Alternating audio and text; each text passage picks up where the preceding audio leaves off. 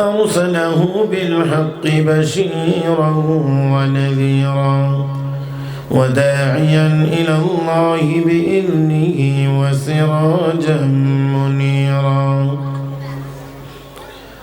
صلى الله تعالى عليه وعلى آله وأصحابه وبارك وسلم تسليما كثيرا. أما بعد فأعوذ بالله من الشيطان الرجيم. بسم الله الرحمن الرحيم. اتل ما أوحي إليك من الكتاب وأقم الصلاة إن الصلاة تنهى عن الفحشاء والمنكر ولذكر الله أكبر والله يعلم ما تصنعون. قال رسول الله صلى الله عليه وسلم خيركم من تعلم القرآن وعلمه. آمنت بالله صدق الله مولانا العظيم وبلغنا رسوله النبي الأمي الكريم ونحن على ذلك لمن الشاهدين والشاكرين والحمد لله رب العالمين. محبت সাথে সবাই দরুদ ইব্রাহিম পড়ি। اللهم صل على محمد وعلى آل محمد كما صليت على إبراهيم وعلى آل إبراهيم إنك حميد مجيد. اللهم بارك على محمد وعلى آل محمد كما باركت على إبراهيم وعلى آل إبراهيم إنك حميد مجيد. হযরত সুমাইয়া রাদিয়াল্লাহু তাআলা আনহা মহিলা মাদ্রাসা মধ্য মেনাপুর হাজীগঞ্জ চাঁদপুরের উদ্যোগে আয়োজিত আজকের এই ওয়াজ মাহফিলের চলমান অধিবেশনের মুহতারাম সভাপতি দামাত বারাকাতুহুল আলিয়া, উপস্থিত হযরত উলামায়ে কেরাম, সমবেত দিনদার ইমানদার মুসলমান ভাইয়েরা, পর্দার আড়ালে অবস্থানরত শ্রদ্ধেয় সম্মানিত মা ও বোনেরা, রব্বে করিমের দরবারে শুকরিয়া আদায় করছি যিনি আমাদেরকে অত্যন্ত দয়া করে, মায়া করে, মেহেরবানি করে আজকের এই মোবারক মজলিসে আসার, বসার, কোরআন ও সুন্নাহর কিছু কথা বলার ও শোনার তৌফিক দান করেছেন। মহব্বতের সাথে সবাই উচ্চ আওয়াজে পড়ি আলহামদুলিল্লাহ। মাহফিলে যারা এসেছেন, বসেছেন, বেজার না খুশি? সবাই না? কেউ কেউ বেজার আছেন মনে হয়? কেউ নাই, সবাই খুশি। নবীকে সবাই মহব্বত করেন? নবীকে সবাই মহব্বত করেন? শয়তানরে কিছু কিছু করেন? একটুও না? কেউ না? তো যেভাবে বসা আছেন আপনারা, আপনাদের বসাটা একটু দেখেন তো। আপনারা আপনাদের বসাটা একটু দেখেন তো, এটা কি নবীর মহব্বতের সাথে মিলে নাকি মিলে না? যদি মিলে তো ঠিক আছে, আর যদি না মিলে তাহলে কিভাবে বসলে নবীর মহব্বতের সাথে মিলে সেই কাজটা আপনারা 30 সেকেন্ডের মধ্যে করে দেখাইবেন। সর্বোচ্চ সময় 30 সেকেন্ড। 30 সেকেন্ডের পরেও যদি সেই নমুনা হয় না, তখন আমি একটু পরে বলবো আর কি পরের কথা। মাশাআল্লাহ, মাশাআল্লাহ, মাশাআল্লাহ, আলহামদুলিল্লাহ, আলহামদুলিল্লাহ। যে এইদিকে এই যুবক ভাই আর একটু আগাইতেন যদি। ও বেশি যুবক না, চুলদারি কিছু সাদা হয়ে গেছে। যে এখনো এই দিক দিয়ে যে হ্যান্ডের সামনে খালি জায়গা, এখানের পিছনে যুবকেরা বসা, মুরব্বীরা আগে জায়গা ফাঁক করছে, যুবকেরা সামনে খালি জায়গা নিয়ে বসে রয়েছে। মাশাআল্লাহ মাশাআল্লাহ। দেখি ঠিক আছে নি, 30 সেকেন্ডের সাথে আরো 30 সেকেন্ড মনে বোনাস পাইলেছেন আর কি, মোটামুটি 1 মিনিট হয়ে গেছে। আলহামদুলিল্লাহ আলহামদুলিল্লাহ। সবাই এবার একটু সোজা হয়ে বসেন। শারীরিক কোনো সমস্যা যদি কারো না থাকে তাহলে একটু সোজা হয়ে থাকেন। এই যে মোবাইলওয়ালা, এটাকে একটু নিয়ন্ত্রণে রাখতে হবে যেন আরেকজনের দৃষ্টি এখানে না পড়ে। সবাই একটু দয়া করে আমার দিকে তাকাবেন, একদম আমার দিক, একদম আমার দিক। বিনয়ের সাথে বলছি, যত বেশি গুরুত্ব সহকারে বসবেন, নিজের মধ্যে যত বেশি গুরুত্ব উপলব্ধি করবেন এখানে বসার, তত বেশি ফায়দা পাবেন। আর নিজের মধ্যে যদি গুরুত্ব থাকে না, আমি তো নালায়েক মানুষ, আমার আগে তারও আগে মাগরিবের নামাজের পরে যিনি বয়ান করেছেন হযরতুল আল্লাম হযরত মাওলানা মুফতি মুশতাকুন নবী কাসিম দামাত বারাকাতুহু, আমার অত্যন্ত মহব্বতের মানুষ। আল্লাহ পাক একই সাথে অনেকবার আরাফার মাঠে থাকার সুযোগ দিয়েছেন। তো ওনার মতো ব্যক্তি, আরো বড় ব্যক্তিও যদি বয়ান করেন আর যিনি শুনবেন তার মধ্যে যদি মনোযোগ না থাকে, এই বয়ান বৃথা যাইতে বাধ্য। আর নিজে যদি বেশি মনোযোগী হই তাহলে বয়ান যেই করে না কেন, যত ছোট আলেমই ছোট বক্তাই বয়ান করুক না কেন, কোনো না কোনো কথা তার ভিতরে হৃদয়ে লাগবে। এই জন্যে আমার দিকে তাকায় সবাই শুনতে পারবেন তো ইনশাআল্লাহ? পারবেন তো ইনশাআল্লাহ? মাঝে মাঝে যদি একটু কথা বলার দরকার হয়, একটু কি বলতে রাজি আছেন? যদি কোনো গুনার কথা না হয়ে সওয়াবের কথা হয় তাহলে একটু আওয়াজ করে বলতে কি পারবেন? সবাই পারবেন? সবাই পারবেন? তাহলে জবানটা একটু খুলেন, মহব্বতের আওয়াজে বলেন সুবহানাল্লাহ, আলহামদুলিল্লাহ, লা ইলাহা ইল্লাল্লাহ, আল্লাহু আকবার। এই আওয়াজটা আরেকটু বড় হোক, আরেকটু বড় হোক, শয়তান যেন অন্তত হাজীগঞ্জ থানার ভিতরে থাকতে না পারে। কি করেন আপনারা? আমি তো চাই শয়তানরে বাংলাদেশেই রাখবো না, এটারে ইন্ডিয়া পাঠিয়ে দিতে পারলে ভালো হয়, নরেন্দ্র মোদীর কাঁধে গিয়ে বসে থাকে। যদি তাই হয় তাহলে আল্লাহু আকবারের আওয়াজটা আরেকটু বড় হোক, আল্লাহু আকবার। মাশাআল্লাহ। আমি খুব বেশি সময় নিব না, বিরক্ত হবেন, এতটা লম্বা সময় না। তবে শুরুতেই দোয়া চাই, আল্লাহ যেন সুস্থতা দান করেন, কথা বলার তৌফিক যেন আল্লাহ দান করেন। কষ্ট দিয়ে লাইছি মনে হয় কিছু না? হ্যাঁ, যদি তা না হয়ে থাকে তাহলে আমি আবারও অনুরোধ করছি, মনোযোগ সহকারে আমরা সবাই শুনবো। মজলিসের গুরুত্ব আগে অনুধাবন করতে হবে। মদিনার ইমাম হযরত ইমাম মালিক ইবনে আনাস রাহমাতুল্লাহি আলাইহি, যিনি ইমাম বুখারী রাহমাতুল্লাহি আলাইহির প্রায় 100 বছর আগে হাদিসের কিতাব লিখেছেন। হযরত ইমাম মালিক ইবনে আনাস রাহমাতুল্লাহি আলাইহি, উনি হাদিসের দার্স দিচ্ছিলেন। জামার ভিতরে কোনো বিষাক্ত পোকা ঢুকে পিঠে কামড়াইতেছিল, কিন্তু কামড় খেয়েও তিনি একটু নড়াচড়া করেন নাই, কোনো শব্দও করেন নাই। অন্যদিন যতক্ষণ হাদিস পড়াইতেন ততক্ষণ পড়াইছেন, যত গুরুত্ব সহকারে পড়াইতেন তত গুরুত্ব সহকারেই পড়াইছেন। পড়ানো যখন শেষ তখন কিতাব বন্ধ করে এবার ছাত্রকে নির্দেশ দিয়ে বলেন, দেখো তো জামাটা উল্টায়া পিঠে কিসে জানি কামড়াইতেছে। ছাত্র এবার কাপড় জামা উল্টায়া গিয়ে দেখলেন পিঠে অনেকগুলো জায়গাতে কামড়ের দাগ, অনেকগুলো।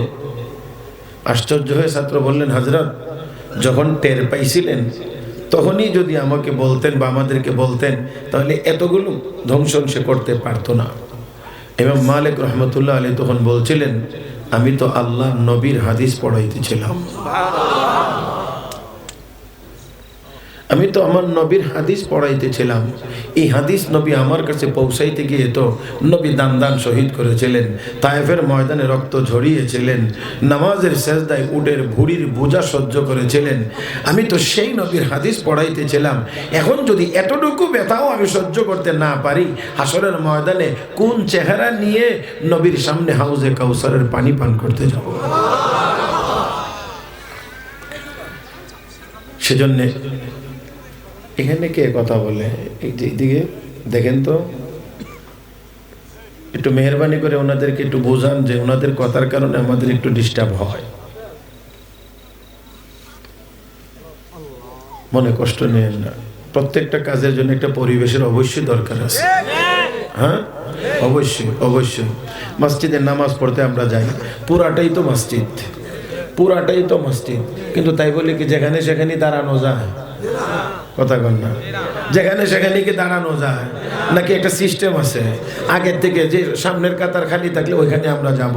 কি বলেন, সামনের থেকে কাতার পুরা করে করে আসবো? এখন যদি সামনে জায়গা অনেক আছে, একেবারে বারান্দার শেষ কাতারে গিয়ে 5-10 জন মুসল্লি গেটের সামনে বসে থাকে, তো বাকি মুসল্লি তো বাড়িতেই নামাজ পড়তে হবে নাকি? আমি বুঝাইতে পারছি না। সেও যদি বলে যে না আমি তো মসজিদেই পড়ছি, আমার উঠাইবেন কেন? তাহলে এটা যেমন সঠিক না। ঠিক এখানে আসলেও এখানের কিছু নিয়ম আছে, সেই নিয়ম মোতাবেকই আমাদের চলা দরকার। আল্লাহ তৌফিক দান করুন। আয়াত তেলাওয়াত করেছে সূরাতুল আনকাবুতের 45 নম্বর আয়াত। আয়াতে কারিমার ভিতরে একেবারে আমার দিক তাকিয়ে শুনবেন। আয়াতে কারিমার ভিতরে আল্লাহ রাব্বুল আলামিন তার প্রিয় নবীকে, আল্লাহ তার নবীকে দুইটা আমলের নির্দেশ দিচ্ছেন, সরাসরি নির্দেশ দিয়েছেন, সরাসরি ডাইরেক্ট। হে নবী, আপনি নিজে এই আমলগুলো করেন। বুঝে থাকলে জবাব দিতে হবে। আল্লাহ যদি সরাসরি তার নবীকে বলেন হে নবী আপনি আমল করেন, তাহলে নিশ্চয়ই আমলের গুরুত্ব কম না বেশি? কি আমল? 1 নাম্বার, উতলু মা উহিয়া ইলাইকা মিনাল কিতাব, ওহীর মাধ্যমে যে কিতাবটি আপনার উপরে নাজিল হয় সেই কিতাবটি আপনি তেলাওয়াত করেন। আওয়াজ করে একটু বলবেন কি, ওহীর মাধ্যমে আমার নবীর উপরে যেই কিতাবটি নাজিল হইতো এই কিতাবটির নাম কি? মাশাআল্লাহ বলেন কোরআন। কোরআন। হে নবী আপনি কোরআন তেলাওয়াত করেন, আপনি কোরআন তেলাওয়াত করেন, আপনি কোরআন তেলাওয়াত করেন। ও মুসলমান, গুরুত্বটা কতটুকু বেশি যে আল্লাহ রাব্বুল আলামিন সরাসরি তার নবীকে নির্দেশ দিয়ে বলেন হে নবী আপনি তেলাওয়াত করেন। রহমতের নবী তেলাওয়াত করেছেন, গোপনে তেলাওয়াত করেছেন, প্রকাশ্যে তেলাওয়াত করেছেন, নামাজে তেলাওয়াত করেছেন, নামাজের বাহিরে তেলাওয়াত করেছেন।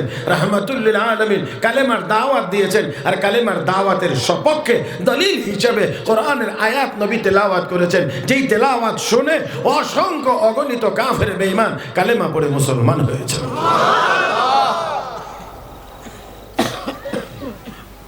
শুধুমাত্র শুধুমাত্র শুধুমাত্র কোরআনের তেলাওয়াত শুনে অসংখ্য অগণিত কাফের বেঈমান কালেমা পড়ে মুসলমান হয়েছে।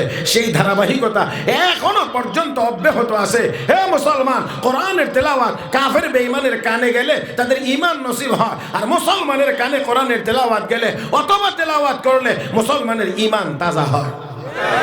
আজকে আমাদের ঈমান বড় দুর্বল হয়ে গিয়েছে, আমাদের ঈমান বড় দুর্বল হয়ে গিয়েছে, কারণ আমাদের তেলাওয়াতের জায়গা এখন গান বাজনা নাটক সিনেমা দখল করে নিয়েছে। কষ্ট যদি না পান তাহলে আরেকটু আওয়াজ করে বলতে হবে।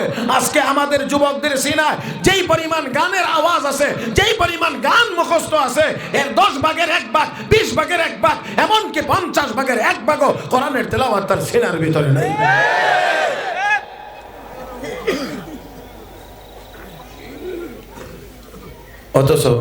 অথচ নাকি আমি একেবারে অবাস্তব বলে ফেলেছি? এমন মুসলমানের সন্তান 1 2 নয়, 100 200 নয়, 1000 2000 নয়, 1 লাখ 2 লাখ নয়, লক্ষ লক্ষ মুসলমানের সন্তান যুবক এমন পাওয়া যাবে, যেমন এমন পাওয়া যাবে যে সারা জীবনেও এতটুকু সময় কোরআন শরীফের দিকে তাকিয়ে থাকে নাই যতটা সময় একদিনের ভিতরে শুধু মোবাইলের দিকে তাকিয়ে রয়েছে। খুবই কষ্ট। অথচ আল্লাহ আমাকে আপনাকে এমন কিছু নিয়ামত দান করেছেন যেগুলোর দিকে শুধু তাকায়া থাকলেই সওয়াব হয়, তাকায়া থাকলেই সওয়াব হয়, তাকায়া থাকলেই সওয়াব। এক নাম্বার কিতাবুল্লাহ, আল্লাহর কিতাব। শুধু তাকায় থাকলে সওয়াব হবে। খুলে তাকায় রয়েছে, পড়া নাই, পড়তে জানেও না, শুধু তাকায় রয়েছে, তাও আমল নামায় সওয়াব হবে। 2 নাম্বার বাইতুল্লাহ, আল্লাহর ঘর। কোথায়? কোন জায়গায়? মক্কায় বাইতুল্লাহ, খানায় কাবা। إن أول بيت وضع للناس للذي ببكة مباركا وهدى للعالمين فيه آيات بينات مقام إبراهيم ومن دخله كان آمنا ولله على الناس حج البيت من استطاع إليه سبيلا ومن كفر فإن الله غني عن العالمين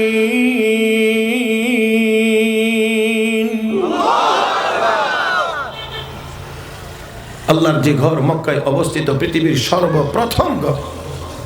ইন্না আওয়ালা বাইত উদিআ লিন-নাস, সর্বপ্রথম পৃথিবীর ঘর। এই ঘরের দিকে শুধু তাকায়া থাকলেই। 3 নাম্বার মা বাবার চেহারা, যে চেহারার দিকে মহব্বতের দৃষ্টিতে তাকাইলেই কবুল হজের সওয়াব।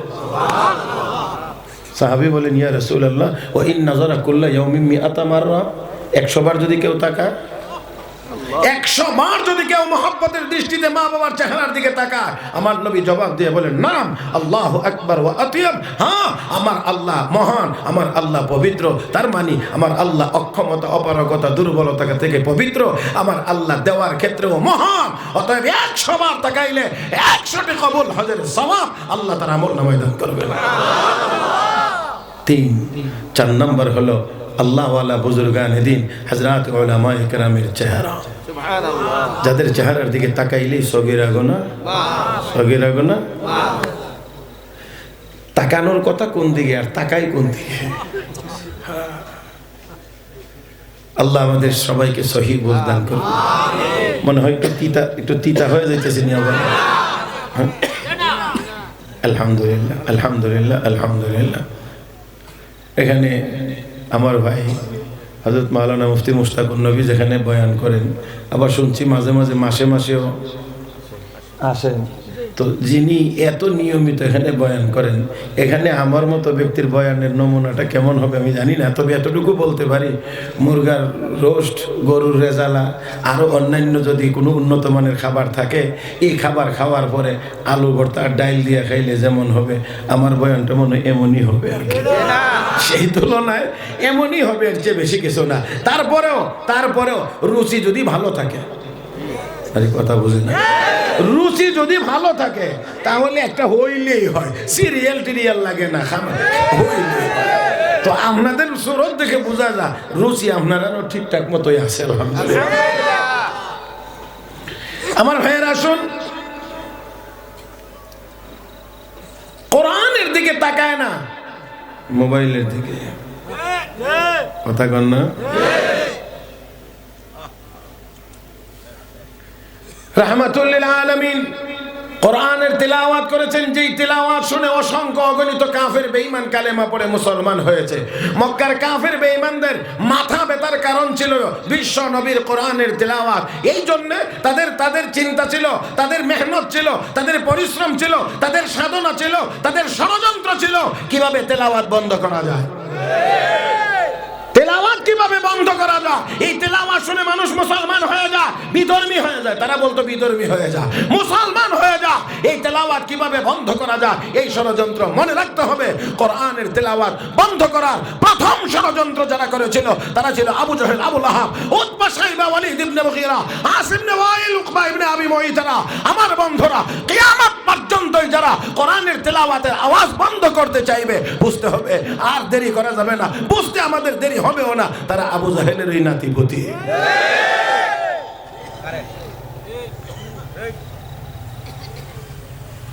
এজন্য তাদের চেষ্টার কোনো ত্রুটি ছিল না। কিভাবে তেলাওয়াত বন্ধ করা যায়, এই জমানা ১৫০০ বছর যাবতেই দুনিয়ার অনেক জালিমেরা চেষ্টা করেছে তেলাওয়াত কিভাবে বন্ধ করা যায়, তেলাওয়াত কিভাবে বন্ধ করা যায়, কোরআনের শিক্ষাটাকে কিভাবে বাধাগ্রস্ত করা যায়। তবে তবে তবে তবে তবে তবে কোরআনের হেফাজতের জিম্মাদার যেহেতু আল্লাহ। কে কে কে সন্দেহ আছে?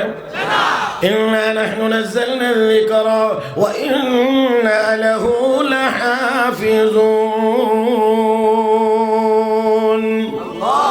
কোরআন নাযিল করেছি আমি আল্লাহ, হেফাজত করব। কে কে কে কে? তো যেহেতু আল্লাহ হেফাজত করবেন, তো আল্লাহ কোনো না কোনো ভাবে তো কোরআনের এই তেলাওয়াত চালু অবশ্যই অবশ্যই রাখবেন। আর তেলাওয়াত যদি চালু রাখতে হয় তাহলে বর্তমান আমাদের স্কুলগুলো থাকলেই যথেষ্ট। হ্যাঁ, কি থাকতে হবে? মাদ্রাসা। তো ছেলেদের জন্যও মাদ্রাসা, মেয়েদের জন্য লাগবে না কোনো? হ্যাঁ, মেয়েদের জন্যও লাগবে, তাই ঠিক না? মেয়েদেরকেও আমার ভাইয়েরা, পুরুষেরা যেমন তেলাওয়াত করবে, মেয়েরা তেলাওয়াতের দিক থেকে কোনো অংশে কম হইলে তো হবে না, বরঞ্চ কোনো কোনো ক্ষেত্রে পুরুষের তুলনায় মেয়েদের তেলাওয়াতের গুরুত্ব একটু বেশি রাখে। এটা হলো ওই সময় যেই সময় মায়েরা গর্ভবতী হন, সেই সময়। আমি বুঝাইতে পারছি না মনে হয়? হ্যাঁ, এই টাইমে তেলাওয়াত যত বেশি হবে, পেটের সন্তানের উপরে কোরআনের তেলাওয়াতের প্রভাব ততই বেশি পড়বে। হযরত আব্দুল কাদের জিলানীর মা সন্তান পেটে নিয়ে কোরআনের তেলাওয়াত বেশি বেশি করেছিলেন, এই জন্যে পেটের ভিতর থেকেই আব্দুল কাদের জিলানী হাফেজে কোরআন হয়ে জন্ম নিয়েছিলেন। আর আমাদের মায়েরা যখন পেটে বাচ্চা আসে, গর্ভবতী হন, তখন মোটামুটিভাবে একটু আগের থেকে একটু বেশি সময় অবসর পায়, টেলিভিশন একটু বেশি দেখে। আর এখন তো টেলিভিশনের পর্দার দিকে বেশি তাকানো লাগে না, কারণ পকেটে পকেটে বেনেটি ব্যাগে ব্যাগে এক একটা সিনেমা হল ঢুকায়া দেওয়া হয়েছে। আল্লাহ তুমি আমাদের সবাইকে হেদায়েত নসিব করো। আর একটু জোরে আমি আগেই বলছি যে আপনারা ধৈর্যহারা হবেন, এত লম্বা সময় আমি কথা বলবো না। তবে অবশ্যই আমাদের মেয়েদেরকে কোরআন পড়ায়া এমন মেয়ে এমন তৈরি করতে হবে ভবিষ্যতে যেন সে একজন আব্দুল কাদের জিলানীর মা হতে পারে। আমি এই ক্ষেত্রে দুইজন মহিলার কথাই আজকে আপনাদেরকে শোনাইব।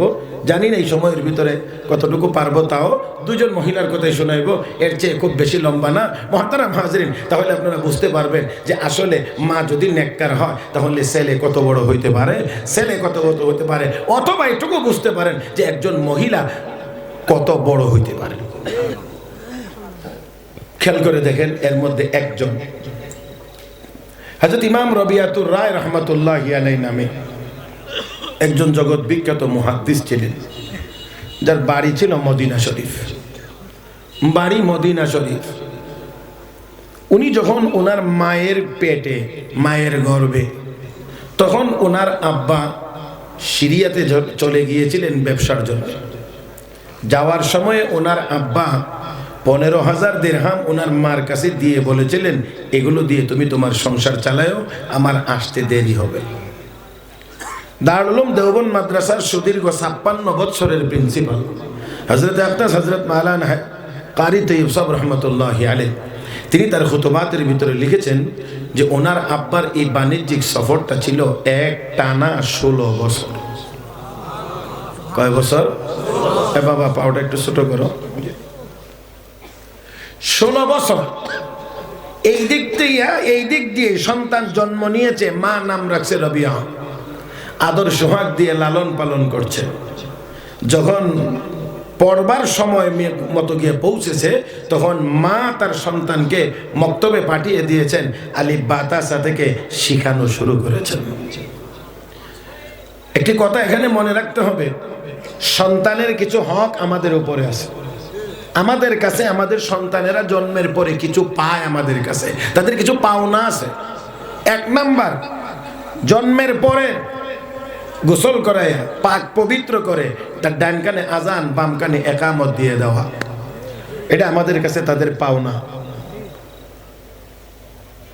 2 নাম্বার, 7 দিন যখন হয়ে যাবে, এই 7 দিনের দিনে মাথার চুল ফেলাইয়া সম্ভব হলে চুলের সমপরিমাণ ওজনের স্বর্ণরূপা দান খয়রাত করা, আকিকা করা।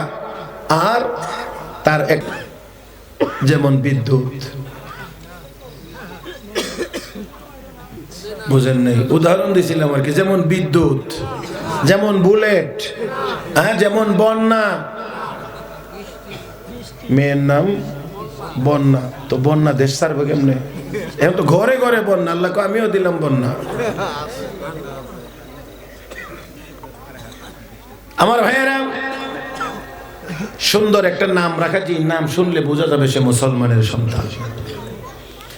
যখন একটা দুইটা কথা বলতে শুরু করবে, কাটা কাটা কাটা কাটা, তখন সর্বপ্রথম তাকে শিক্ষা দাও লা ইলাহা ইল্লাল্লাহু মুহাম্মাদুর রাসূলুল্লাহ। যখন সে আনুষ্ঠানিকভাবে পড়বার সময় হবে, তখন সর্বপ্রথম তাকে শিক্ষা দাও কোরআন। এ মুসলমান, মুসলমানের সন্তানের জীবনের শিক্ষা শুরু হবে আল্লাহর কোরআনের তেলাওয়াত শেখার মাধ্যমে। তাছাড়া তার আগে আর কোনো শিক্ষা হতে পারে না। মুসলমান শিখবে সর্বপ্রথম আল্লাহর কালাম। লক্ষ্য করে দেখেন, আমি আপনাদেরকে বলছি, সকালবেলা ঘুম থেকে উঠে আপনারা যদি হাত মুখ ধুয়ে একদম ফ্রেশ হয়ে সর্বপ্রথম খালি পেটে একটা মূলা খাইতে পারেন, মূলা, বুঝাইতে পারি নাই, একটা মূলা যদি চাবাইয়া খাইতে পারেন, এবার সারা দিন আপনি যা খাবার খান না কেন, যত উন্নত মানের খাবার খান না কেন, একটু নড়াচড়া পড়লেই, একটু করলেই দেখবেন মূলার ঘেরান বেরো। কথা বলেন কেন? তার পেটটা এই সময় খালি, আর এই খালি পেটে এই মূলা গিয়ে প্রবেশ করার কারণে সারাদিন যত খাবারই দেন না কেন, সে আগে গিয়ে জায়গা দখল করে বসেছে। এই জন্যে একটু নড়াচড়া হইলেই ওই মূলার ঘ্রাণ বের হয়। আমার বন্ধুরা, আমার আপনার সন্তান জীবনের শুরুতে যখন তার মেমোরিটা তাকে সম্পূর্ণ খালি, সেই সময় যদি তার মেমোরিতে আল্লাহর কোরআন ঢুকাইয়া দেওয়া যায়, তাহলে বাংলাদেশ নয়, ঢাকা নয়, চট্টগ্রাম নয়, অক্সফোর্ড ইউনিভার্সিটিতে গেলেও সে কোনোদিন ভুলবে না সে একজন মুসলমানের সন্তান। আর না হইলে বড় শিক্ষিত হয়ে বড় নাস্তিক হওয়ার যথেষ্ট আশঙ্কা আছে। জোরে কা? আমাদের দেশে বড় শিক্ষিতরাই তো আমাদেরকে বানর বানাইতে চাইছিল। আল্লাহ, আপনার মনে কোনো খোঁজ খবর নাই লাগতেছে আর কি। আমাদেরকে বানর বানাইতে চাইছিল তো এই দেশের বড় বড় শিক্ষিতরা। আমার বন্ধুরা, এরা সুশিক্ষিত নয়, কুশিক্ষিত। আমরা বানর ছিলাম না। আমাদের আব্বা আদম, আমাদের মা হাওয়া, তারা মানুষ, অতএব আমরা মানুষের গর্ভ থেকে জন্ম নিয়েছি মানুষ। ইয়া আইয়ুহান নাস ইন্না খলাকনাকুম মিন যাকারিন ওয়া উনসা ওয়া জাআলনাকুম শুউবান ওয়া ক্বাবাইলা লিতাআরাফু ইন্না আকরামাকুম ইনদাল্লাহি আতকাকুম। ইয়া আইয়ুহান নাস اتقوا ربكم الذي خلقكم من نفس واحدة وخلق منها زوجها وبث منهما رجالا كثيرا ونساء واتقوا الله الذي تساءلون به والأرحام إن الله كان عليكم رقيبا। ও মুসলমান, আল্লাহ রাব্বুল আলামিন বলেন, একজন পুরুষ একজন মহিলা থেকে তোমাদেরকে বানাইলাম। পুরুষের নাম আদম, মহিলার নাম হাওয়া। আওয়াজ করে বলেন, ওনারা দুজন আমাদের কি লাগে? আল্লাহ, আস্তে গন্ধে শরম লাগে নাকি? আদম আলাইহিস সালাম আমাদের আব্বা, হযরত হাওয়া আমাদের আম্মা, দুজন মানুষ, অতএব আমরাও মানুষ। আমাদের বাবা মা মানুষ, আম্মা মানুষ। আমাদেরকে কেউ বানর বানাইতে চাইলে আমরা বলবো, তোর মা বাবা বানর হতে পারে, আমাদের মা বাবা বানর ছিল না।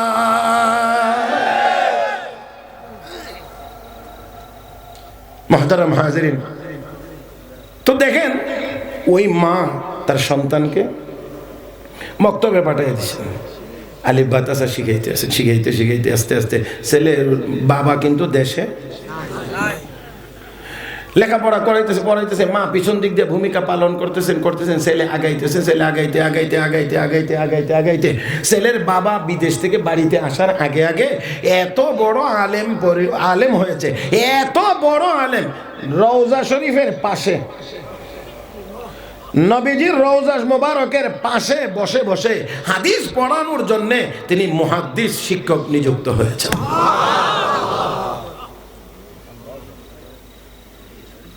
16 বছর পরে বাবা বাড়িতে ফিরলেন। বাড়িতে প্রবেশ করতেই দেখে যুবক একজন বাড়ি থেকে বের হয়ে আসতেছে। পর্দাপোশিদার চিন্তা থাকলে তো একটু জিজ্ঞাসা করাটাই স্বাভাবিক। আর বর্তমান দুনিয়ার মধ্যে যদি ফ্রি মাইন্ড হয়, ডোন্ট মাইন্ড, হ্যাঁ, নারী পুরুষ একসাথে চলাফেরা করবে, অবাধ বিচরণ করবে, আসা যাওয়া করবে, ডোন্ট মাইন্ড, হ্যাঁ। মৌলবীরা কিছু বললে এদের মন মানসিকতা ভালো না, তাদের মন মানসিকতা খুব ভালো, অহরহ অঘটন ঘটে। এগুলো কি ফেরেশতারা ঘটায়? ভালো না বলে। মুহতারাম হাজিরিন,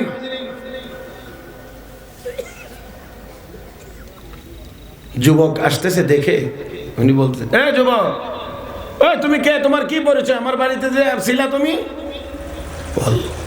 যুবক তো আরো মেজাজ গরম, ডাক দেখো, মুরব্বী আপনি আমাকে বলেন আমি কে? আমার বাড়ি, এই বাড়ি থেকে আমি আসছি। আপনি কে? আপনার কি পরিচয়? আমারে জিজ্ঞাসা স্যার, আমার বাড়িতে ঢুকতেছেন? বুঝেন নাই মনে হয়, কারণ বাবা ছেলে চিনে না, ছেলে বাবা চিনে না। ওই সময় তার মোবাইলের যুগ না যে বলে দিবে, ভিডিও পাঠাইবে, এরকম ওইরকম এরকম কিছু না। এখন দুজনের মধ্যে কথাবার্তা আস্তে আস্তে শুধু উত্তপ্ত হইতেছে, উত্তপ্ত হচ্ছে।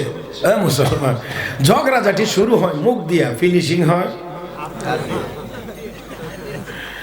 উত্তপ্ত বাক্য বিনিময়। মহিলা বুঝতে পারছে, সামনে আগায়া ছেলেকে আস্তে করে ধাক্কা দিয়ে যাও তুমি তোমার কাজে যাও, আর স্বামী রেখো আসেন বাড়িতে আসেন। কিন্তু বাড়িতে আসলে হবে কি, রাগ তো গেইডেই, বোঝেন নাই? রাগ এটা খুব খারাপ জিনিসের নাম। এই জন্য নবীর এক সাহাবী নবীকে বলছিলেন যে হুজুর আমাকে একটু বিশেষ নসিহত করেন ইয়া রাসূলুল্লাহ, বিশেষ নসিহত। আল্লাহর নবী বলেছিলেন, লা তাগযাব, লা তাগযাব, লা তাগযাব, রাগ করিও না, রাগ করিও না, রাগ করিও না। রাগ বড় মারাত্মক খারাপ জিনিসের নাম। এটার উপরে যার যত নিয়ন্ত্রণ বেশি, সে আল্লাহর তত বড় ওলি হইতে পারবে। আমি সেদিকে যাইতে পারবো না আজকে, সেজন্য আমি ওই দিকে গেলামও না। ইমাম আযম আবু হানিফা রাহমাতুল্লাহি আলাইহি, আমাদের মাযহাবের যিনি ইমাম, সেই ইমাম আযম আবু হানিফা রাহমাতুল্লাহি আলাইহির জামানায় আরো একজন বড় ব্যক্তি ছিলেন, ওনার সমসাময়িক ইমাম সুফিয়ানে সাউরি রহমতুল্লাহি আলাইহি। তো প্রত্যেকেরই তো কিছু বক্তবৃন্দ আলাদা থাকে। তো কেউ বলেন ইমাম আজম বড়, কেউ বলেন ইমাম সুফিয়ানে সাউরি বড় ওলি। এখন একজনকে আমি একটু পরীক্ষা করব কে বড় ওলি।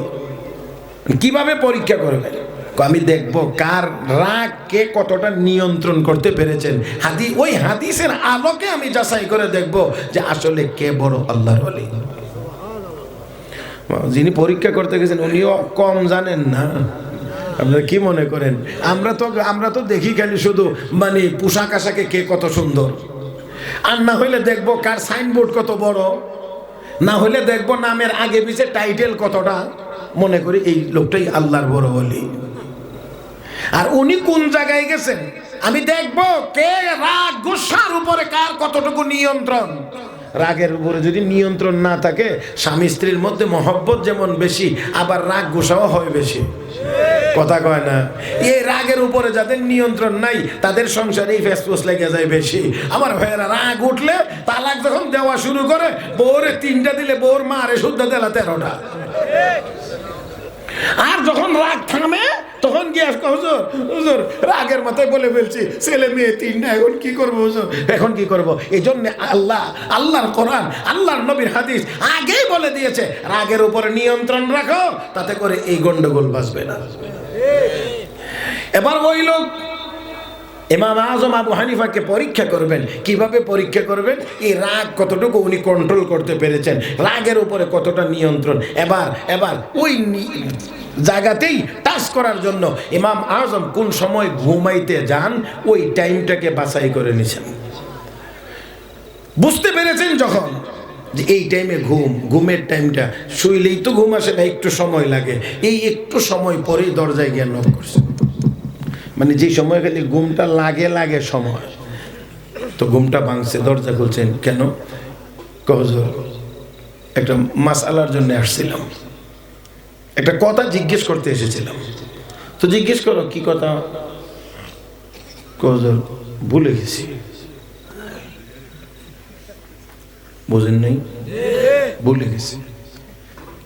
ইমাম আজম বললেন ঠিক আছে চলে যাও, যখন স্মরণ হয় তখন এসো। আবার এমনই মানে বুঝছে যে এখন ঘুমটা লাগে লাগে ভাব, ঠিক ওই সময়টার মধ্যে আবার দরজা এসে কে, হুজুর আমি আগের সেই লোকটি। দরজা খুলছেন, কি জিজ্ঞেস করতে চাও জিজ্ঞেস করো। হুজুর স্মরণ করতে করতে আসছিলাম কিন্তু আপনাকে দেখা মাত্রই ভুলে গেছি। চিন্তা করেন তো যদি আমি হইতাম, আমি আমাকে দিয়ে বলছি আর কি, যদি আমি হইতাম কি হইতে পারত। ইমাম আজম তিনি আবার বললেন যাও চলে যাও, স্মরণ হলে আবার আসবো। আবার একই টাইমটা এই সময়টাই আবার আসছে। খেয়াল করেন, শুধু হাসবার নিয়ত না করে বুঝবার নিয়ত করে। কয় নম্বর বারে আসছে? 3 নম্বর বার। আসার পরে দরজায় নক করছে, কে? হুজুর আমি সেই লোকটা। দরজা খুললেন, কি জিজ্ঞেস করতে চাও বলো। এটা কয় নম্বর বারে? এবার জিজ্ঞেস করে হুজুর মানুষ যে মল ত্যাগ করে, পায়খানা যে করে, এই পায়খানা তিতা না মিঠা?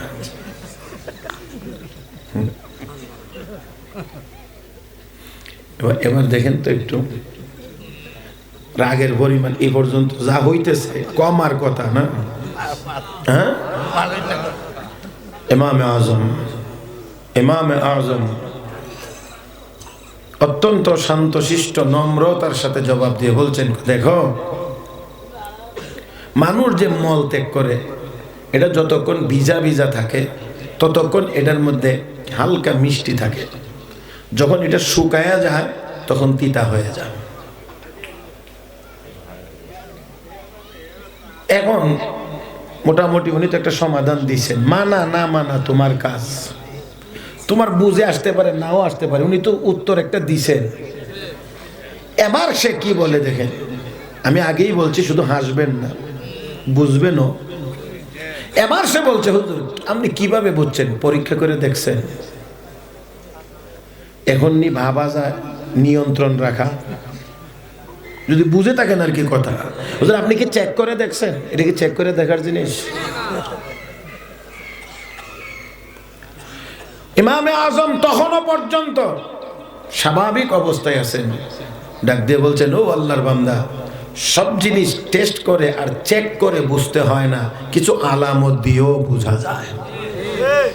যতক্ষণ পর্যন্ত এই মল ভিজা ভিজা থাকে তখন এই মলের উপরে মাছি বসে, আর সাধারণত মাছি মিষ্টি জাতীয় জিনিসের উপরেই বসে, কোনো তিতা জিনিসের উপরে মাছি বসে না।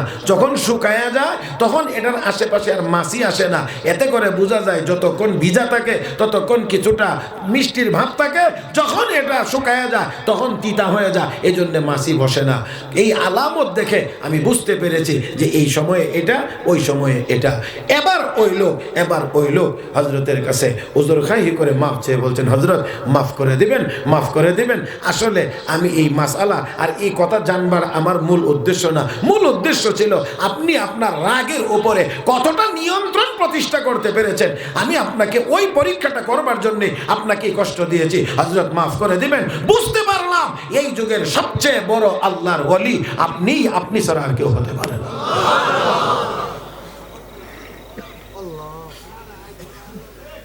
আল্লাহ আল্লাহ, এক কথা বলতে গিয়ে আরেক কথায় চলে গেছি অনেক দূর পর্যন্ত না। তো দেখেন রাগের উপরে কন্ট্রোল থাকতে হয়। তো যাক, ওই গেটে এসেই তো রাগ, স্মরণ আছে না ভুলে গেছেন? যার কারণে বাড়ির ভিতরে যখন ঢুকছেন এবার স্ত্রীকে বলতেছেন, 15,000 দিরহাম দিয়ে গিয়েছিলাম, কোথায় খরচ করেছ হিসাব দাও। 16 বছর পরে বাড়িতে এসে এটাই নি প্রথম কথা। স্ত্রী বুঝতে পারলেন স্বামী ওই গেটে এসে যে রাগান্বিত হয়েছেন, রাগের সেই প্রভাব এখনো দেখা যায়। তাই আল্লাহর বান্দি ডাক দিয়ে স্বামী 16 বছর পরে বাড়িতে ফিরলেন। 16 বছর বাড়িতে একটি আনন্দময় সুন্দর পরিবেশ বিরাজ করার কথা, কিন্তু আপনার মেজাজ গরম হয়ে যাওয়ার কারণে আর সুন্দর পরিবেশটুকু থাকতেছে না। আমি আপনাকে অনুরোধ করছি, অনেক লম্বা সফর করে এসেছেন, পরিশ্রান্ত ক্লান্ত, আপনি একটু গোসল করে ফ্রেশ হয়ে আসেন, আমি আপনার জন্য একটু খাবার তৈরি করি। আগে ফ্রেশ হয়ে আসেন, খাবার খান, তারপরে ঠান্ডা মাথায় আমি আপনার কাছে সব ঘটনা খুলে বলবো। আপাতত রাজি হয়েছেন, গোসল করলেন, ফ্রেশ হয়ে ফিরলেন, স্ত্রী সুন্দর মতো খাবার পরিবেশন করলেন। খাওয়া দাওয়া যখন শেষ, এমনি সময় শোনা যায় মসজিদের নববীতে আজান শুরু হয়ে গিয়েছে। আল্লাহর বান্দি ডাক দেখো স্বামী, আগে গিয়ে নামাজটুকু আদায় করে আসেন, তারপরে বাকি কথা হবে। এতে করে বোঝা যায় আল্লাহর বান্দি নেককার মহিলা ছিলেন। আরো আসতে কোন হে মুসলমান, আমরা আমাদের ঘরে এমন মেয়ে চাই, এমন স্ত্রী চাই যারা তার স্বামীকে নামাজের ক্ষেত্রে উদ্বুদ্ধ করবে। আর একটু মহব্বতে কোন আমার ভাইয়েরা, আজকের বাংলাদেশে, অন্য দেশের কথা বলি না, আপাতত আমার বাংলাদেশের কথা বলি, হাজার হাজার নয়, লক্ষ লক্ষ স্বামীরা বহু বড় বড় গুনার কাজে লিপ্ত তাদের স্ত্রীদের কারণে।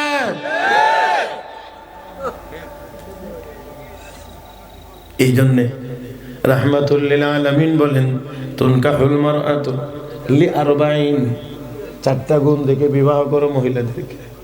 4 গুণ দেখে বিবাহ করা যায়। হ্যাঁ, এর মধ্যে সবচেয়ে গুরুত্বপূর্ণটার নাম হলো দিন। তার মধ্যে দিন যত বেশি তাকে তোমরা বিবাহ করো। যার মধ্যে দিন বেশি, দিন বেশি, দিন বেশি, মানে আল্লাহর ভয় বেশি, তাকে দেখে তাকে বিয়ে করো, তাকে বিয়ে করো। হ্যাঁ মুসলমান, হযরত ওমর ফারুক রাদিয়াল্লাহু তাআলা ঘোষণা দিয়েছিলেন, দুধের মধ্যে পানি মেশানো যাবে না। হযরত ওমর তো ঘোষণা দিয়ে ঘরে বসে থাকতেন না, ঘুরে ঘুরে রাতের বেলা ঘুরতে ঘুরতে দেখা যায় ওই ঝুপড়ির ভিতরে মিটি মিটি আলো জ্বলে, ছোট ছোট কথা শোনা যায়। কাছে গেলেন, কান পাতলেন, শুনে মেয়ে বলতেছে, মা ছাগল বকরি দুধ দিছে কম। মা বলতেছে পানি দিয়ে সমান করে ফেলো। মেয়ে বলছে, মা আমিরুল মুমিনিন হযরত ওমর তো নিষেধ করেছেন দুধে পানি মেশানো যাবে না। মা কত উমর কি এখন ছায়া রয়েছে? হ্যাঁ, মা কত উমর কি এত রাত্রে গভীর রাত্রে তাকায় রয়েছে নাকি? মেয়ে কো, মা ওমরের চোখ হয়তো তাকিয়ে থাকে নাই, ওমরের চোখ হয়তো দেখবে না, কিন্তু ওমরের আল্লাহর চোখ তো ফাঁকি দেওয়া যাবে না। কি পরিমাণ আল্লাহর ভয়, তাকওয়া কি পরিমাণ। হযরত ওমর ওই মেয়েটাকেই ছেলের বউ বানায় নিজের বাড়িতে নিয়ে এসেছিলেন। আর সেই মেয়ের বংশ থেকেই দ্বিতীয় ওমর, হযরত ওমর ইবনে আব্দুল আজিজের জন্ম হয়েছিল। কি দিকে বিয়ে করেবেন? বাহ, একেবারে লাল টকটকা সুন্দরী না, হ্যাঁ, ট্যাং ট্যাং ট্যাং টুং ট্যাং টুং করে রাস্তায় ঘুরে আর হাঁটে। জি না, এমন না। সৌন্দর্যও দেখবেন, বংশ মর্যাদাও অবশ্যই দেখবেন, সম্পদও দেখবেন, তবে দিন দেখবেন। আল্লাহ রাসূল সর্বশেষ গিয়ে বলেন, দিনটা নিয়ে তুমি সফল হয়ে যাও, দিনটা নিয়ে সফল হয়ে যাও। মুহতারাম হাজরিন, আমরা এখন দিন দেখি না, আমরা এখন দেখি মাল কোন দিকে বেশি। হ্যাঁ, কষ্ট পাইতেছেন মনে হইতেছে লাগে। হ্যাঁ, রাগ করবেন না তো ইনশাআল্লাহ। আল্লাহ তুমি সবাইকে কবুল করো, জোরে বলি আমিন। তাহলে এমন স্ত্রী ঘরে হওয়া চাই, এমন স্ত্রী ঘরে হওয়া চাই যে স্ত্রী স্বামীকে নামাজের সময় বলবে নামাজের সময় হয়েছে, নামাজের সময় ওযুর পানিটা দিয়ে বলবে ওযু করেন। ও মুসলমান, আল্লাহর ইবাদতের ক্ষেত্রে সহযোগিতা করবে এমন স্ত্রী ঘরে থাকা দরকার।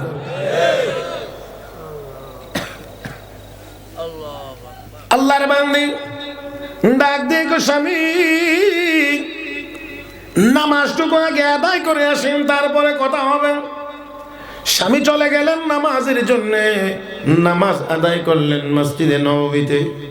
নামাজের পরে ঘোষণা শুনতে পাচ্ছেন, আল্লাহর নবীর হাদিসের ক্লাস হবে, হাদিসের দর্শ হবে। ও মুসলমান, ঘোষণা মোতাবেক হাজার হাজার মানুষ এখানে বসতে আরম্ভ করেছে। এই জন্য তিনিও চিন্তা করলেন, এতদিন পরে এত সুন্দর হাদিসের মাজমা পাইলাম, আমিও পিছনে বসে বসে একটু শুনি। হাদিসের ক্লাস শুরু হয়েছে, হাদিসের সুন্দর ব্যাখ্যা শুনতে শুরু করেছেন। মন ভরে যাচ্ছে, ইমান তাজা হয়ে যাচ্ছে, আখিরাতের চিন্তায় চোখ দিয়ে পানি বের হয়ে যাচ্ছে। ও মুসলমান, দীর্ঘ সময় পর্যন্ত হাদিসের ক্লাস চলছে, উনিও ক্লাসে বসে বসে নবীর হাদিসের দর্শ শুনে এসেছেন। দীর্ঘ সময় পরে বাড়িতে ফিরলে স্ত্রী আবার ডাক দিয়ে, স্বামী গো, নামাজ পড়ে আসতে এত লম্বা সময় লাগে না, লাগার কথাও না, আপনি এতটা সময় কোথায় গল্প গুজব করে কাটিয়ে আসলেন? না বিবি না, আমি সময় মোটেও নষ্ট করে আসি নাই। বিবি গো, নামাজ পড়ে বাড়িতে ফিরবো এটাই তো ছিল কথা, কিন্তু নামাজের পরে শুনলাম আল্লাহ নবীর হাদিস পড়ানো হবে, আর ঘোষণা মোতাবেক হাজার হাজার মানুষ বসতে আরম্ভ করেছে। আমিও পিছন দিক দিয়ে বসে গিয়েছিলাম। ওগো বিবি, আজকে এমন একজন মুহাদ্দিস আল্লাহ নবীর হাদিসের ব্যাখ্যা দিতেছিলেন, যার জবানে হাদিসের সুন্দর ব্যাখ্যা শুনে আমার ঈমান তাজা হয়ে গেছে। আখিরাতের চিন্তায় আমার চোখ দিয়ে পানি বের হয়ে গেছে, মন ভরে গেছে। এত সুন্দর, এত মজার হাদিসের ক্লাস আমি রেখে উঠে আসতে পারি নাই। এই জন্য যতক্ষণ হাদিস পড়ানো হয়েছে ততক্ষণ পর্যন্তই আমি ক্লাসে বসা ছিলাম। ও মুসলমান, কোরআনের ক্লাস হাদিসের ক্লাসের চাইতে তো আর মজার কোনো জিনিস হইতে পারে না। আমি ততক্ষণ পর্যন্ত বসা ছিলাম, এই জন্য দেরি হয়েছে। স্ত্রী আবার ডাক দিয়ে, স্বামী তাহলে একটু বলেন গো, এমন একজন মুহাদ্দিস যদি টাকা দিয়ে কিনতে হয়, কত টাকা দিয়ে কেনা যাইতে পারে? হ্যাঁ বিবি, কি বললাম, এমন মুহাদ্দিস কি টাকা দিয়ে বেচা কেনার জিনিস নাকি?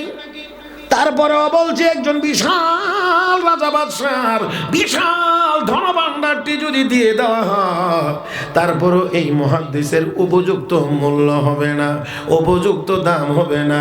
এবার স্ত্রী ডাক দিয়ে কয়, স্বামী সুসংবাদ গ্রহণ করেন, তাহলে সুসংবাদ গ্রহণ করেন। গর্ভে যেই সন্তান রেখে বিদেশ সফরে চলে গিয়েছিলেন, দীর্ঘ 16 বছর পরে বাড়িতে ফিরে যেই যুবকটাকে দেখে রাগ করেছিলেন, এটা আর কেউ না, এটা আপনার রেখে যাওয়া সন্তানই এতদিনে যুবকে পরিণত হয়েছে। আর এতক্ষণ পর্যন্ত যেই মুহাদ্দিসের হাদিসের দর্শনে ঈমান তাজা করে এসেছেন, এই মুহাদ্দিস আর কেউ না, এটা আপনার বাড়িতে এসে দেখা এই যুবক ছেলেটাই আপনার সন্তানই এই মুহাদ্দিস। স্বামী গো, আপনার রেখে যাওয়া 15,000 দিরহাম খরচ করে আমি আপনার জন্য এত বড় একজন মুহাদ্দিস তৈরি করেছি। ও মুসলমান, এবার একটু চিন্তা করেন, এই ছেলে এত বড় মুহাদ্দিস রয়েছে মায়ের ভূমিকা। আর আসতে আপনারা কি রাগ করছেন আমার উপর? তাহলে আর কথা বলবেন না? তাহলে আমিও শেষ করি, আমারও মোটামুটি চলবে। আরো 10-15 মিনিট যদি চলে অসুবিধা হবে? অসুবিধা হবে না তো? তাহলে আমার সাথে একটু কথা বলতে হবে। চলবে যতক্ষণ চলার মতো চলতে হবে। জিমায়ে পড়বেন, ঠান্ডা হয়ে যাবেন, এমন শ্রোতা নিয়ে আমি আবার কথা বলতে পারি না। আমার সাথে একটু আদান প্রদানে থাকতে হবে। মুহতারাম হাজরিন, বলেন দেখি, এত বড় মুহাদ্দিস হয়েছেন, এককভাবে মায়ের ভূমিকা। তো আমরা যদি আমাদের ঘরে ঘরে এমন মা তৈরি করতে পারি, তাহলে আমাদের ঘরে ঘরেও এমন ইমাম রবিয়াতুর রায়ের মতো মুহাদ্দিস তৈরি হবে। যতদিন পর্যন্ত নেককার মা তৈরি করতে না পারবো, ততদিন পর্যন্ত নেককার সন্তানেরও আশা আমরা করতে পারি না। আমার ভাইরা, আমার বন্ধুরা, অবশ্যই আপনারা স্বীকার করবেন, আজকে লক্ষ্য করলে দেখা যায় 12, 13, 14 বছর হওয়ার আগে তাই আসুন এ থেকে আমাদের পরিত্রাণ যদি পাইতে হয় তাহলে কোরআনের শিক্ষার কোনো বিকল্প হইতে পারে না। জোরে বলেন, জোরে বলেন। আজকে আমরা অত্যন্ত সাহস করে বলতে পারি, সারা বাংলাদেশে আমাদের যত মাদ্রাসাগুলো আছে সবগুলো মাদ্রাসায় গিয়ে তালাশ করে দেখবেন, বাবার গাঁজা তো দূরের কথা, ইয়াবা তো দূরের কথা, হিরোইন তো দূরের কথা, একটা আকিস বিড়ি পর্যন্ত কোনো মাদ্রাসায় কেউ বের করে দিতে পারবে না। তাহলে নেক মানুষ, ভালো মানুষ, আদর্শ নাগরিক যদি তৈরি করতে হয় তাহলে কোরআন শিখাইতে হবে। আর রহমান আল্লামাল কোরআন খালাকাল ইনসান। দয়াময় তিনি কে? মহব্বতে বলেন, আর একটু জোরে কোন। আরে মুসলমান, কলিজা থেকে, কলিজার ভিতর থেকে মালিক রে ডাক দেন আল্লাহ। আরেকবার বলেন আল্লাহ। ও মুসলমান, খারাপ লাগে না ভালো লাগে? আল্লাহ আল্লাহ क्या मुबारक नाम है, अल्लाह अल्लाह आशिकों का काम है, ला इलाहा इल्लल्लाह। জবান সবগুলো খুলেন, সবগুলো খুলেন, সবগুলো খুলেন। লা ইলাহা ইল্লাল্লাহ, লা ইলাহা ইল্লাল্লাহ, লা ইলাহা ইল্লাল্লাহ, লা ইলাহা ইল্লাল্লাহ, লা ইলাহা ইল্লাল্লাহ মুহাম্মাদুর রাসূলুল্লাহ। খারাপ লাগে? খারাপ লাগে? আজকে আজকে আজকে আজকে আমাদের জবান দিয়ে কত কথা হয়, কত কথা বের হয়, শত শত কথা বলি, হাজার কথা বলি, কত উল্টা সিধা কথা বলি, কিন্তু যে মালিক জবান দিলেন শুধু সেই মালিকের জিকির হয় না। সারা দিনের ভিতরে একবার সুবহানাল্লাহ বের হয় না, একবার আলহামদুলিল্লাহ বের হয় না, একবার লা ইলাহা ইল্লাল্লাহ বের হয় না, অথচ জবানটা কে দিয়েছেন?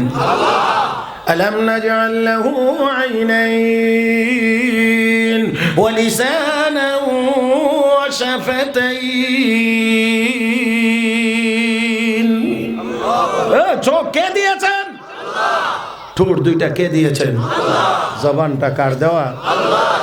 তাহলে ডাকবেন কারে? তো ডাক দেন, আরে মহব্বতে ডাকেন আল্লাহ। একটু খেয়াল করেন তো, আপনার মাকে, আমার মাকে আমরা যদি মা বলে ডাক দেই, আম্মা বলে ডাক, যে যেভাবে ডাকে, আঞ্চলিকতা আছে, এক এক অঞ্চলে এক এক রকম ডাকে।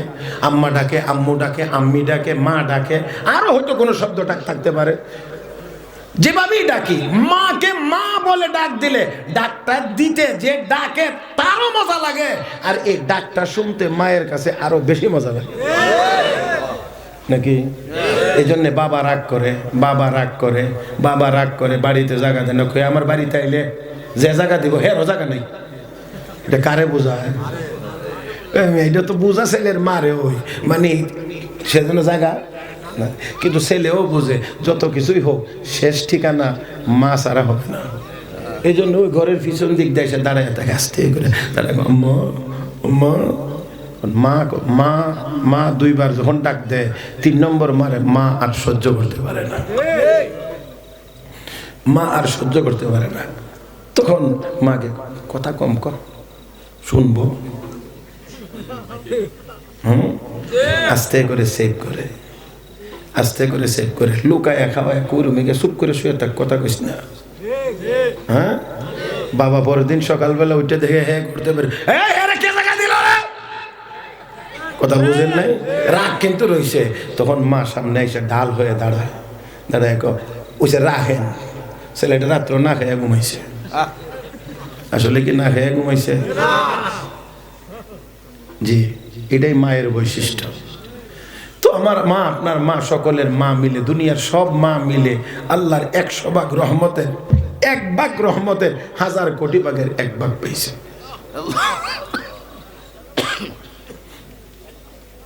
এক ভাগ দয়ার 1000 কোটি ভাগের এক ভাগ আমার মা আপনার মা পাইছে। এতে করেই মায়ের কলবে, মায়ের হৃদয়ে যদি এত মহব্বত, এত ভালোবাসা, তো যেই খোদার কাছে 100 ভাগ রহমত আছে, সেই আল্লাহকে আল্লাহ বলে ডাক দিলে তিনি কি পরিমাণ খুশি হন। দুর্ভাগ্য, দুর্ভাগ্য, দুর্ভাগ্য। কত কথা বলি কিন্তু আমার মালিকের নামটা উচ্চারণ হয় না। কতজনকে ডাকি কিন্তু মালিকরে ডাক দেই না। কত কথা বলি কিন্তু মালিকের কোরআন একটু তেলাওয়াত করি না, মালিকের কালাম একটু তেলাওয়াত করি না। আরে মুসলমান, সেজন্য আমি মাঝে মাঝে একটু বলাই আর কি, আপনাদেরকে একটু বলাই, কারণ এখানে বসলে যদি কয়েকবার বলানোর দ্বারা একটু জড়তা কাটে, আর যদি একটু জিকিরের অভ্যাস হয়, তাহলে এই ওসিলাতে আল্লাহ মাফ করে দিতে পারে। বলেন ঠিক না? এই মজলিসে এখানে বসে, এই সুন্দর পরিবেশে বসেও যদি আমাদের জবান দিয়ে লা ইলাহা ইল্লাল্লাহ বের হয় না, আল্লাহ শব্দটা বের হয় না, সুবহানাল্লাহ যদি বের হয় না, তাহলে আর দুনিয়ার কোন জায়গা থেকে বের হবে?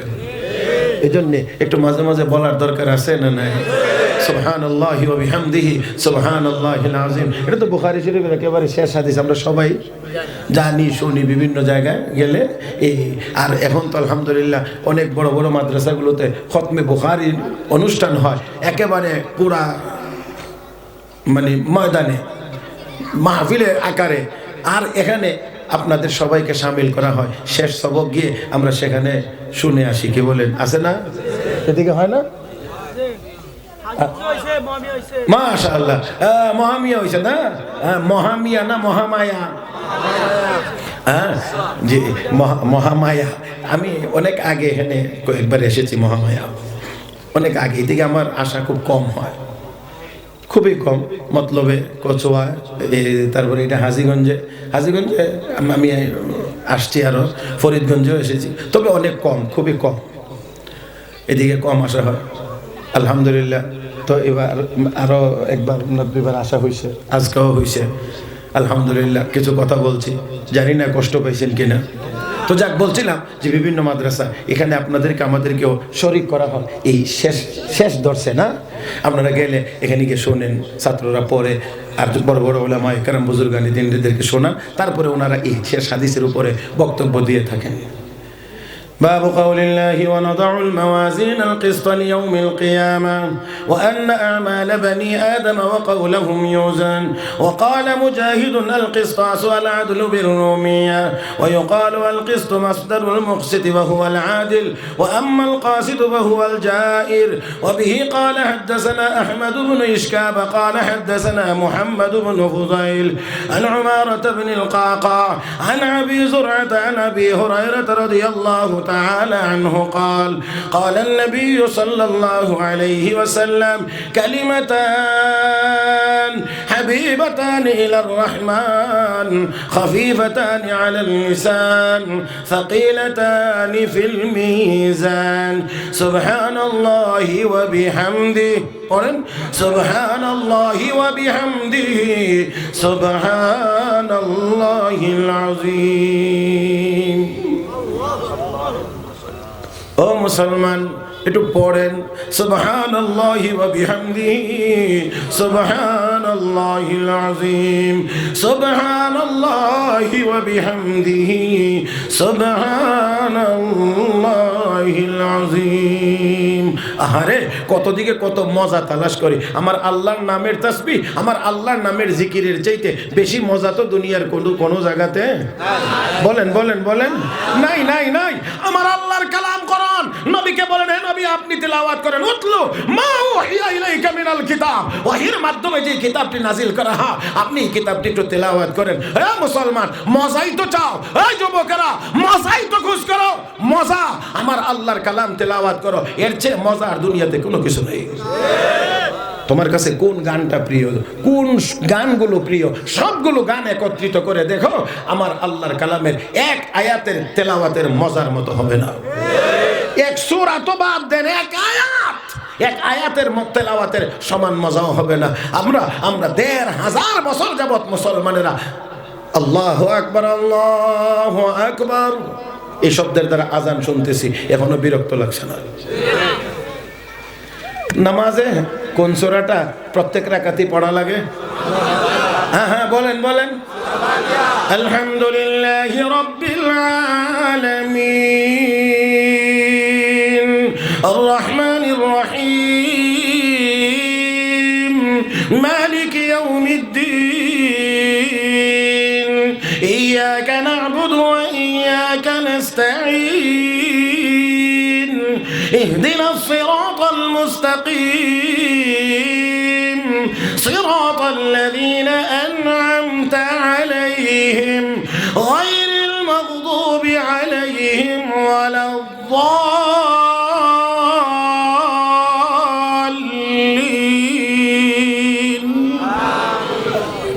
ও মুসলমান, আওয়াজ করে বলেন, এই জীবনের প্রথম শুনছেন না আরো শুনছেন? তারপরও আমি তেলাওয়াত করছি, আবার বেমজাই লাগছে না? মজা লাগছে, মজা লাগছে না? এখন এখন এখন বলেন, কোরআনের এমন কোন আয়াত, এমন কোন অংশ কি আছে যেটা শুনতে খারাপ লাগে?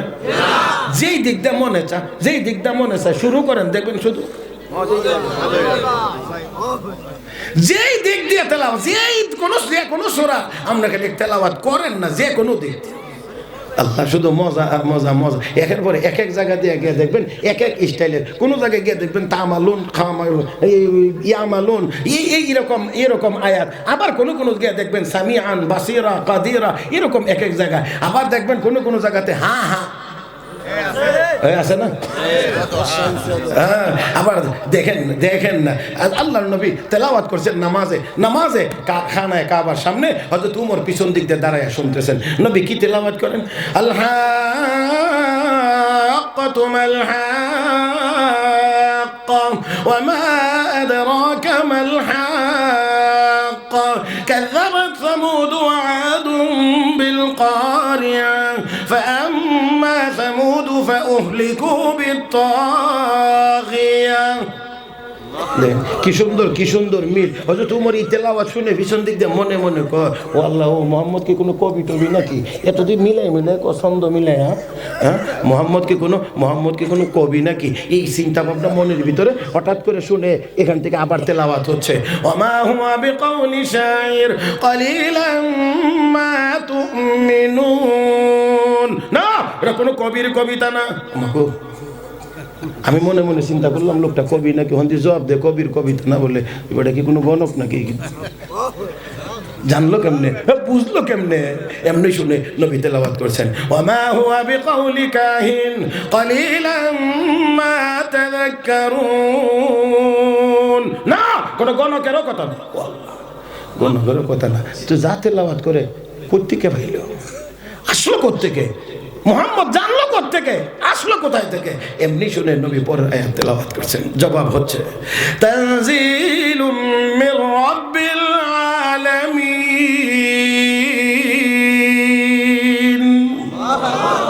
কোত্থেকে কোত্থেকে? আস্তে কোন কেন, জোরে কোন? কার কালাম? কার কালাম? কার কালাম? আল্লাহ মহান, আমার আল্লাহর কালাম মহান।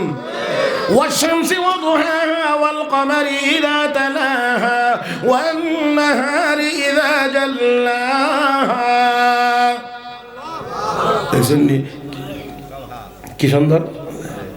يا أيها المزمل قم الليل إلا قليلا نصفه أو انقص منه قليلا أو زد عليه ورتل القرآن ترتيلا।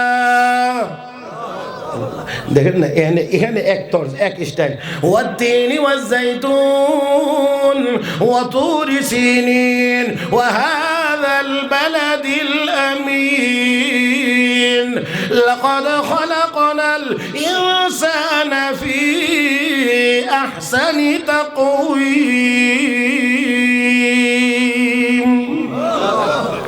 মুসলমান, আমনে এরকম এরকম মজার মজার এরকম মজার কোন গ্রন্থ পৃথিবীতে জোরে জোরে জোরে কোনো দিক থেকে নাই। আমি সেই দিকে যাব না, ওই দিকে যাব না, কোনো দিক থেকে আল্লাহর কালামের মোকাবেলা করার মতো কোনো গ্রন্থ। হযরত ইমাম শাফি রাহমাতুল্লাহি আলাইহি উনি একটা কিতাব লিখছেন, আর এই কিতাবটা উনি নিজে লিখে নিজেই পড়াইছেন ওনার ছাত্রকে ৮০ বার। কয়বার? 80 বার। আমার উস্তাদ মুহতারাম ফতোয়া বিভাগের উস্তাদ হাটাজারি মাদ্রাসা, হুজুরের জবানে শোনা। হুজুর বলছেন 80 বার পড়াইছেন, 80 বার পড়াইতে গিয়ে একবার পড়াইছেন তো সংশোধন করছেন, কিছু সংশোধন। দ্বিতীয়বার পড়াইছেন তো আবার দ্বিতীয়বার সংশোধন করেছেন, তৃতীয়বার পড়াইছেন তো তৃতীয়বার সংশোধন করেছেন, তো 50 নম্বর বার পড়াইছেন তো 50 নম্বর বার সংশোধন করেছেন, 78 নম্বর বার পড়াইছেন তো 78 নম্বর বার সংশোধন, 79 নম্বর বার পড়াইছেন তো 79 নম্বর বার সংশোধন করছেন, 80 নম্বর বার পড়ায়া 80 নম্বর বার সংশোধন করেছেন। অতঃপর তিনি বলেন আবাল্লাহু আইয়ুসাহিহা কিতাবান বা'দা কিতাবিহি, আল্লাহ চান না আল্লাহর কিতাবের সমকক্ষ আরেকটা কিতাব হোক, এটা আল্লাহ চান না। এই জন্য 80 বার পড়াইছি, 80 বারেই ভুল সংশোধন করতে হয়েছে, তো আরও 80 বার পড়াইলেও আরও 80 বারও আমার সংশোধন করাই লাগবে। হলো আল্লাহর কালাম। আল্লাহ মহান, আল্লাহর কালাম মহান, আল্লাহর কোনো ভুল নাই, আল্লাহর কালামে কোনো ভুল নাই। জোরে কন, জোরে। এই জন্যে চ্যালেঞ্জ করে দিয়েছেন প্রথমেই যালিকাল কিতাব লা রাইবা ফি, লা রাইবা ফি, যালিকাল কিতাব লা রাইবা ফি। শুধু তা না, আমার আল্লাহ আরো বলেছেন কুল ইন ইজতামাআতিল ইনসু ওয়াল জিন্নু আলা আন ইয়াতু বিমিসলি হাযাল কুরআন লা ইয়াতুনা বিমিসলিহি ওয়ালাউ কানা বা'দুহুম লিবা'দিন যাহিরা। হে জিনের দল, মানুষের দল, সবাই মিলে চেষ্টা করে দেখো কোরআনের মতো আরেকটা কোরআন বানাইতে পারো কিনা। আমার আল্লাহ সবাই একজন আরেকজনের সহযোগিতা করলেও এমন কোরআন বানাইতে পারবে? পারে না। আল্লাহ ঠিক আছে, কমায় দিলাম, ফাতু বিআশরি সুওয়ারিন মিসলিহি মুফতারায়াত। আরেক আয়াত আল্লাহ 10টা সূরার মতো 10টা সূরা বানায় নিও, চ্যালেঞ্জ করলাম, 10টাও পারে না। আল্লাহ এবার আরো কমায় দিই, চ্যালেঞ্জের মাত্রা আরো কমায় দিই। তখন আমার আল্লাহ বলেন ওয়া ইন কুনতুম ফি রাইবিন মিম্মা নাযালনা আলা আবদিনা ফাতু বিসূরাতিন মিন মিসলিহি ওয়াদউ শুহাদাআকুম মিন দুনিল্লাহ ইন কুনতুম সাদিকিন ফাইন লাম তাফআলু ওয়া লান তাফআলু ফাত্তাকুন নার التي وقودها الناس والحجارة أعدت